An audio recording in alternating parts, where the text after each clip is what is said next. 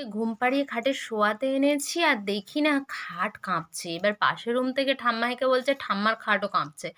তখন হঠাৎ করে আমার মাথায় এলো যে তাহলে তো ভূমিকম্প হচ্ছে। বলে তাড়াহুড়ো করে মাম্মামকে নিয়ে আর ঠাম্মাকে নিয়ে ঘরের বাইরে বেরিয়ে গিয়েছিলাম। বাড়িতে তো আর কেউ নেই। তো তোমাদের কার কার ওখানে ভূমিকম্প হয়েছে অবশ্যই কমেন্ট করে জানিও। আর মাম্মামকে সবে সবে ঘুম পাড়িয়েছিলাম।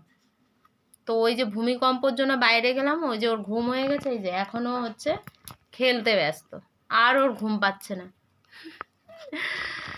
তো আজকের এরকমই প্রথমবার মানে এরকম ভূমিকম্প দেখলাম। এর আগে যতবারই ভূমিকম্প হয়েছে গ্রামের দিকে বাড়িতে দেখতাম যে পুকুরে জল ওঠানামা করছে অনেকটা, একবার যাচ্ছে একবার আসছে, এরকমই দেখেছি। কিন্তু এই যে প্রথম এক্সপিরিয়েন্স যে খাট পুরো কেঁপে উঠেছে একবারে, মানে কি যেন কেউ যদি নাড়ায় খাটটাকে জোরে ধরে সেই রকম একটা হচ্ছিল খাটটা, মানে অন্য রকম একটা এক্সপিরিয়েন্স।